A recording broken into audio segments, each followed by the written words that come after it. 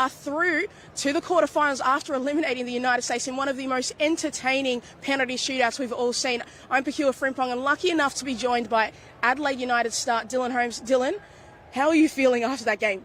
I'm still on like an adrenaline high. Like that was one of the craziest games I've ever seen in my life. No, it certainly was. And Nick DeBano joins us as well, a KEEPUP reporter. Nick, when we got to that penalty shootout, did you have a sense that one team was going to win it or no?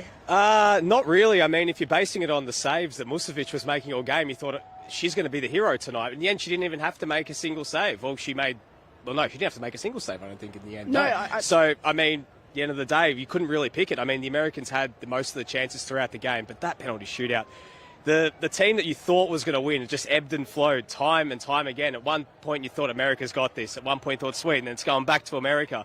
And then that finish. I mean, we didn't even know at the time when it first happened, what's going on here? Is it going to be retaken because there was 2 saves? Has it been counted for whatever reason? Then we finally saw it on our small screen that the ball literally crossed the line by a matter of millimetres. And they say it's a well-used cliche that football is a game of inches, but this is true on this occasion. No, it certainly was. Now, Dylan, from the American perspective, I think one of the key talking points will be about the likes of Kirsty Mules and O'Hara coming on cold to take on those penalties. As a player, when you're putting into those positions, is there a little bit more pressure? Because obviously O'Hara did miss one of the penalties. Does it build a little bit more pressure when you come on in those situations? You have to make it in that kind of spot. Yeah, definitely. That's like as high pressure as it can get, and I think that's kind of a huge gamble by the coach. You know, you've seen it before where players come on, whether it's a goalkeeper they sub, like, Andrew Redmayne in the Peru versus Socceroos game, or if it's players coming on, like it either works like it did with Christy News and she scored, or it doesn't, like O'Hara. So, huge gamble, more of like a high risk, high reward kind of thing. As a player, do you kind of welcome those things in, or would you rather have at least 5 minutes to come on and just feel the ball and feel the tempo of the game before you take that shot?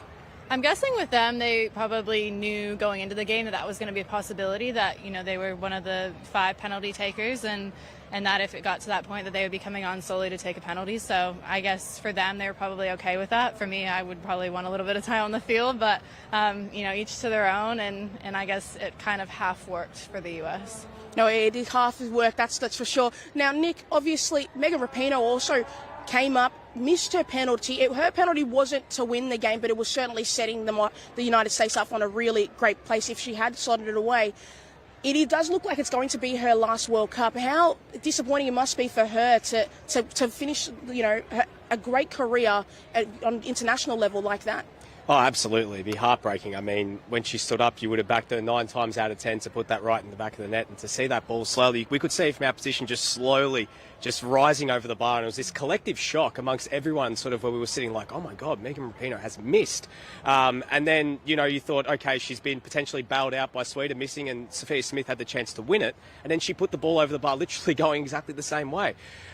It was just unbelievable, and it is a disappointing way to go down. That the last time we'll see Megan Rapinoe at a World Cup is in that moment. But I thought when she came on, she actually had some nice moments. She came on and changed the game a little bit.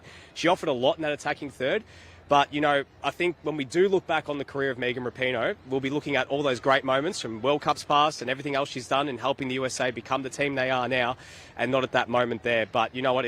It's just heartbreaking. That's really the only way I can put it. I feel very sorry for her right now. No, it certainly is. It's sad for her because we've seen the likes of Marta, Christine Sinclair, their international careers end on such a sour note, because so many times it doesn't really end the way. So these legends, they think they deserve their way of their career to end, but they've done so much for football and it's fantastic to see them. How nice has it been, obviously, to see those players playing in Australia in the World Cup? Obviously, some of them leaving on a disappointing note, but how nice is it to see them here? It's been incredible. I kind of wish I was 15 years younger and was a young girl, being able to kind of soak this all up. But, I got to see Marta play in Adelaide at Highmarsh Stadium, which to me is just completely mind-blowing. So, it's unfortunate for them. They've had such amazing careers, but, we're not going to remember, these moments. We're going to remember everything that they've done before this. So, they've been trailblazers for the women's game, and to have the chance to see them live right at the end is a huge privilege. So Dylan, for you, I mean, you mentioned being 15 years younger, you'd love to be in the position of all the young girls and boys who are watching this and seeing how great of a spectacle this has been. But for you personally, being a player who's played here in the Liberty A-League and everything like that, and seeing the excitement, seeing the crowds that we've seen here in Melbourne, in Sydney, all across the country and even in New Zealand, how exciting is that for you as a player going into next season that, hopefully that World Cup fever can translate to something when, we're all get set and ready to go in October again?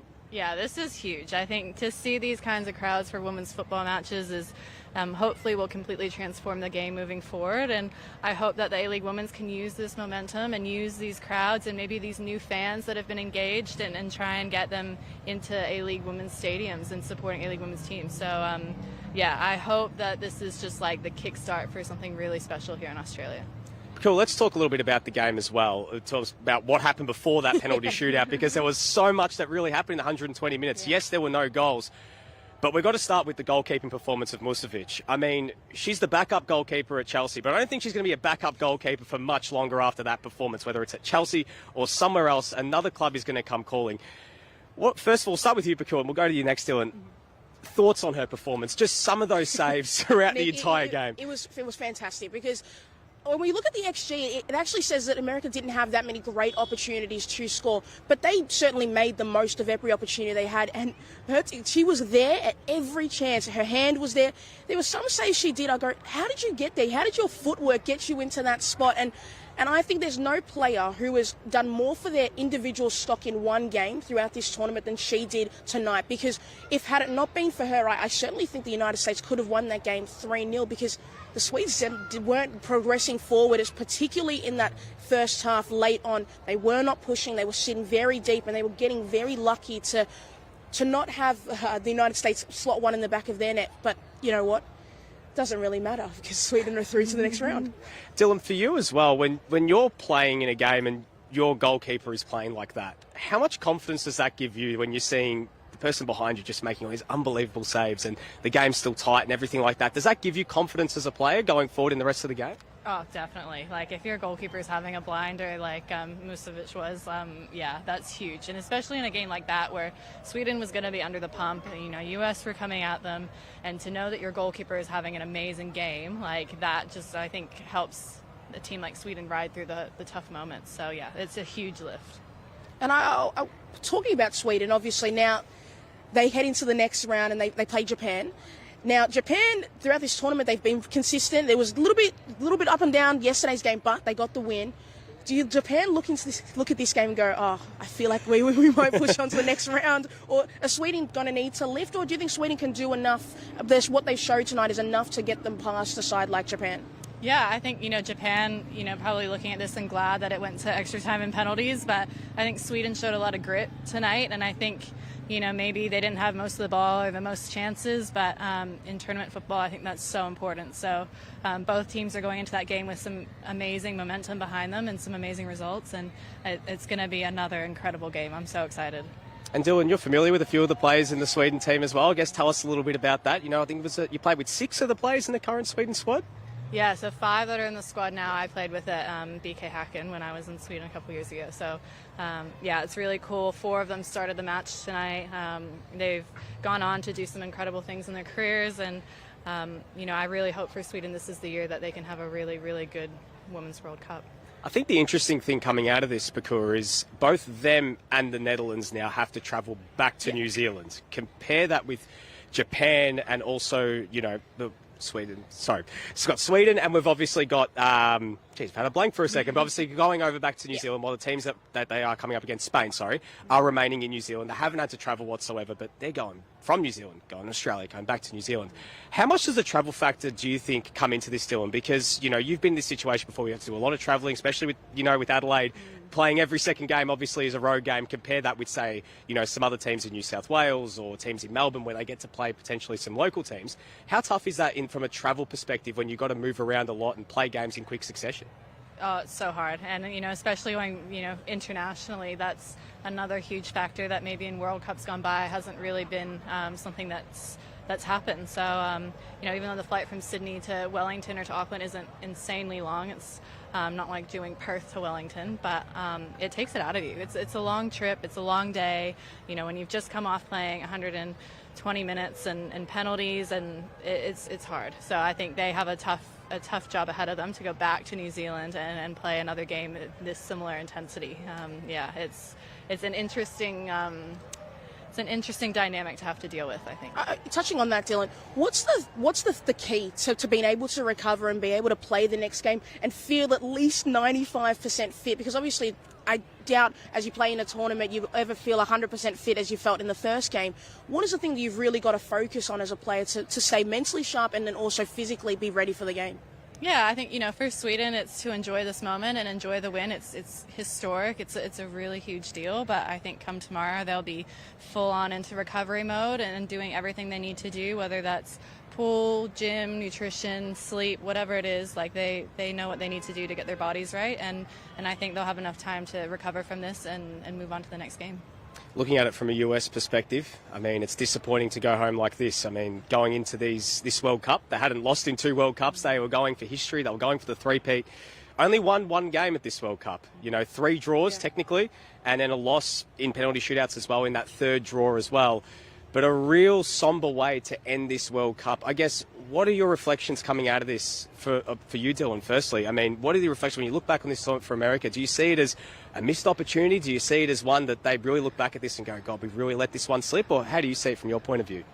I think going into this tournament, it was kind of noted that the U.S. was going through a bit of a transition moment, and there are a lot of younger players that, are playing at their first World Cup, and I think it was interesting to kind of read some of the comments from different coaches about how maybe physically other nations have caught up to the U.S., that the U.S. have always been superior physically and athletically, but now I think, a lot of other nations are kind of matching them and technically just as good too. So, it's been really interesting to watch the U.S. I think you associate that team with such a winning culture and a winning mentality, and to see them, struggle to score and not really win. I think they won 1 game. It's definitely like a new thing to see them like this, but it's also really nice to see new teams make it through to the quarterfinals and to the round of 16, like Morocco and South Africa and Nigeria. Like, it's pretty amazing.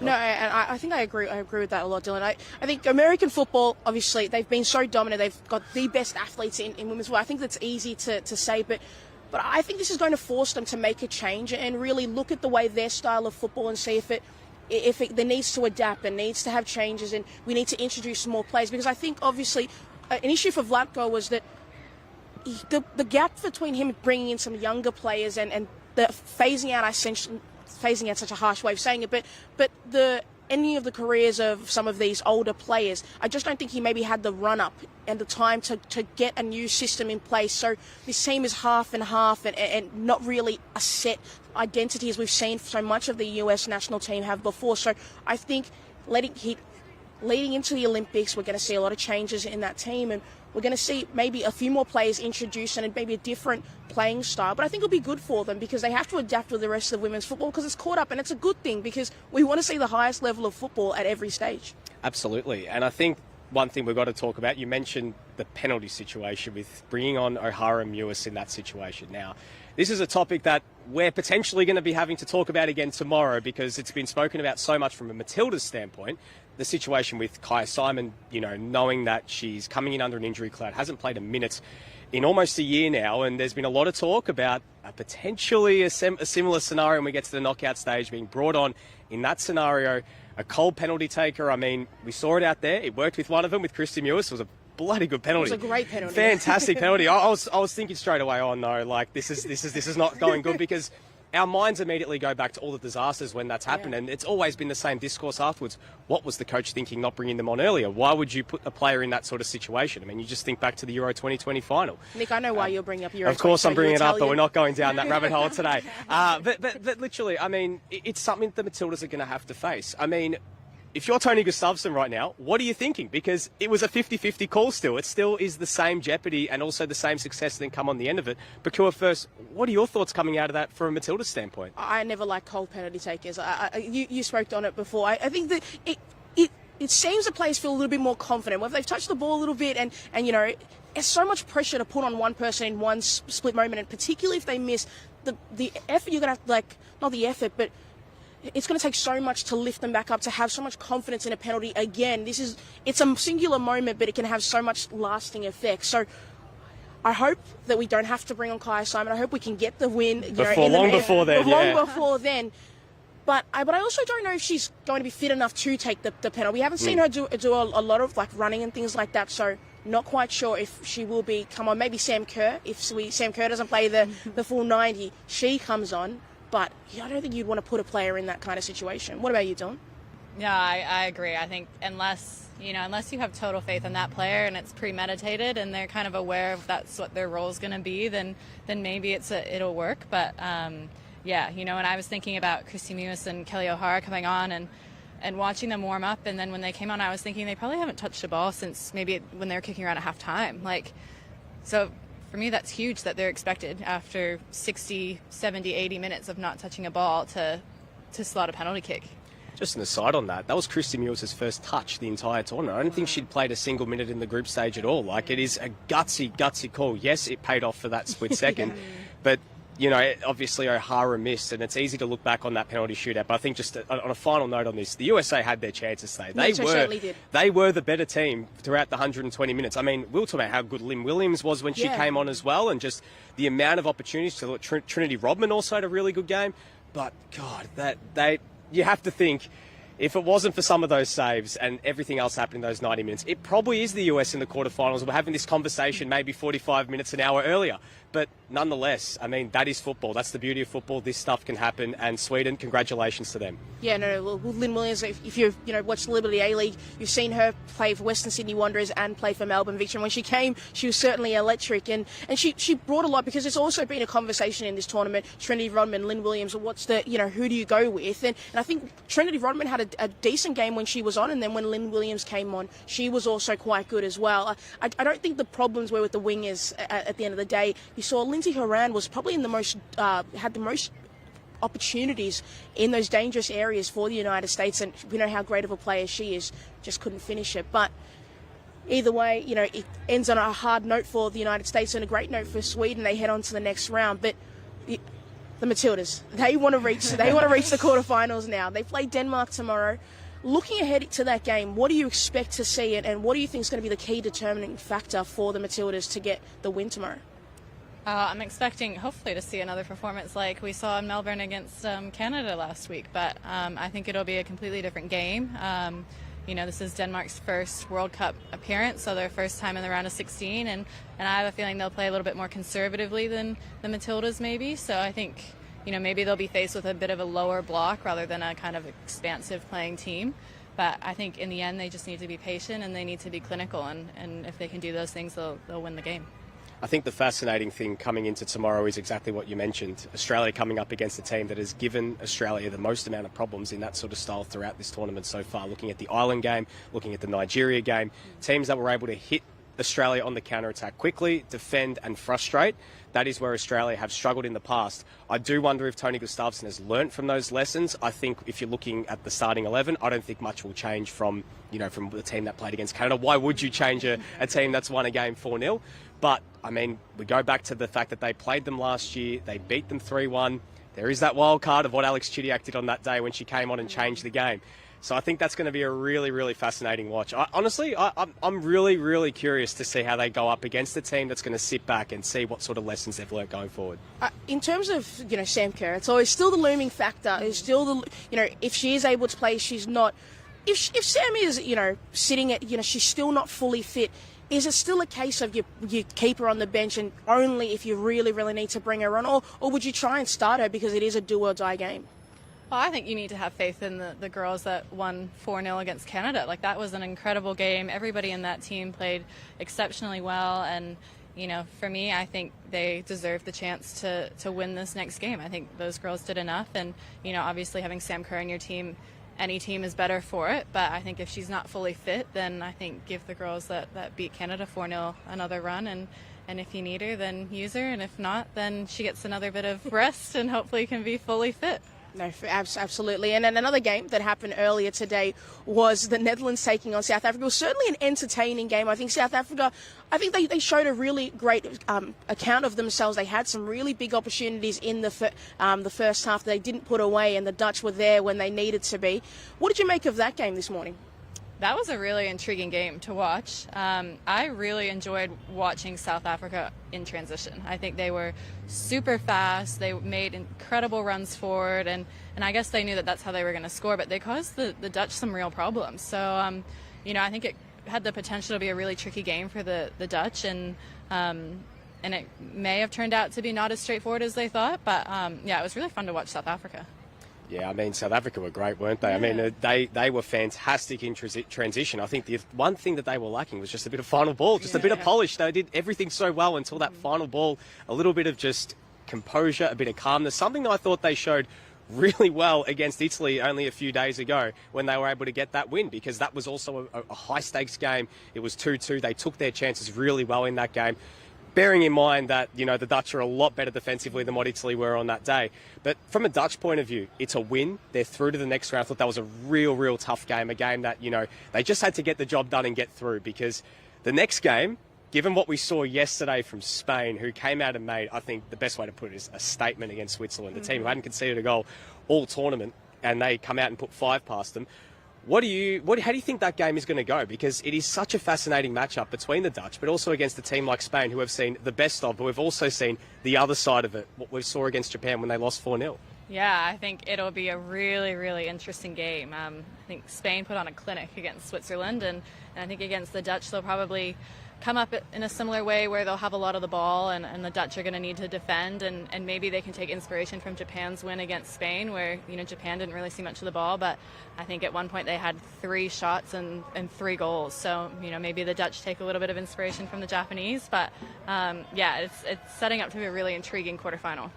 It is setting up to be an intriguing quarterfinal, and I think it probably might be the best one if unless the Matildas make it through and France make it through, then I think that might have the the crown there. But we're set up for a really entertaining quarterfinals if the Matildas can get through. Fingers crossed. Fingers crossed. Fingers crossed. But when you look at that Dutch team, there have been some real standout players. Jill Roord has had a really great tournament so far, and obviously a big thing that happened in today's game was Danielle van der Donk got a yellow card, so she's going to be out of that game. How big of a loss is that for the Dutch team facing up against the Spanish team, whose midfield is one of the best in the world?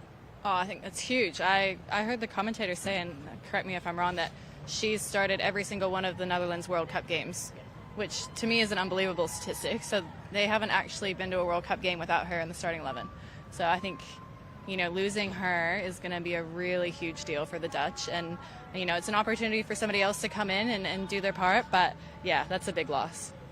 Well, Pokuah, obviously time for us to look ahead to tomorrow. There's 2 big games. You did mention Matildas Denmark, but starts all at 5:30. England versus Nigeria. Yep. Now, Nigeria have some good luck at Brisbane Stadium after what they did against Australia. Yes, obviously they had the 0-0 draw against Ireland, but come on, that game was kind of, they saw what was going on here and was like, all right, let's just play and get that 0-0, whatever. But this is, I think, a really fascinating game because we saw the news today that Keira Walsh is going to be fit. She's going to be available. We don't know to what extent. Dylan, your thoughts on this game going into this one? Another very interesting game. I was in Adelaide to see England beat China 6-1 and to see the kind of change in formation going from a back 4 to a back 3, and that was hugely successful against China. So it'll be interesting to see if England comes out with that formation again. And in Nigeria, they are incredibly quick in transition, similar to South Africa, and I think it'll be interesting to see if England does persist with a back 3 because they don't have a lot of pace in their back line. And I think Nigeria can kind of exploit that a little bit. So, I'm really interested to see how that game's going to go. Yeah, I'm intrigued to see the battle between Oshuala and Millie Bright. I think that's going to be box office. That'll be absolutely box office. 2 players who are fantastic in their positions. And the key for Oshuala is if she's going to be able to hold up the ball well, because that the English are going to have a lot of possession, and if Lauren James gets in the game, who's had a tremendous tournament ever since she started, if Nigeria are only going to get a few opportunities, if Oshuala can hold up the ball well and get her wingers involved and try and create some little bit of chaos, then Nigeria have a chance. But obviously the English probably walk into that game as favourites, as they should, because they are European champions and they've got some fantastic players. But it will be a real tactical, that midfield battle, if Nigeria can kind of get a foot up there as well. But if Kira Walsh is back, then I think a massive confidence boost for England. Before we leave, let's get some score predictions ahead of the game. Boy. We love some score predictions here at Double the Cup. It doesn't matter if you're wrong or right. It's just about the predictions. Okay. So we'll start off with the England-Nigeria game. What do you got for that one, Dylan? I'm going to go 3-0 to England because I think the English were just clinical the last game against China. And, it was so fun to watch them. So if they continue that and bring that sort of form into this game, I think, it could be at least 3-0. What about you, Nicholas? Tipping a blockbuster. I reckon this is going to be a real fun game. I'm going 3-2 in extra time to England. I actually think Nigeria are going to test them like no other team has been able to do so far this tournament. I think, as good as England were against China, I think that, looking at what Nigeria's been able to do and what they did to Canada here, what they did against Australia and against Ireland, I think it's going to be really fascinating. I don't think they're going to be giving Lauren James those sort of looks from the edge of the box to be able to cook. So I do think it's going to be high scoring. I think it's going to be end to end. But I think England might just have enough to get over the line in this one. Just that little bit of extra quality. But Nigeria definitely are going to be causing problems. Yeah, I'm going to go different because I'm from Ghana. I've got to support. I've got to support the Africans as well. So I'm going to go Nigeria 2-1 upset. I'm going to go with that. I'll go with that. Now, the headline show, Matildas taking on Denmark. Just quick rapid fire. What is your score prediction for that one? 2-0 to the Matildas. Nice, I like it. 2-1 Matildas. I reckon Matildas go through a penalty shootout. I like it. I like the risk. I like the risk. This is recency bias, Pokuah. This is recency bias. The penalty shootout was so much fun. If the Matildas can do that, I don't think we want to go through it with actual vested interest from an Australian point of view. I like the drama. I like the drama. Well, Dylan, thank you for spending some time with us and talking about this really entertaining game of football. No, thank you so much for having me. No, I appreciate it. Nick, man, thanks for being on the show. And that's been all from Double the Cup. So to catch all the latest news about the Women's World Cup, you can find us on keepup.com.au and you can find us on KEEPUP on all the social media platforms. And to listen back to Double the Cup, you can find us on Spotify and Apple Podcasts and anywhere else you listen to the podcast. Thanks for listening.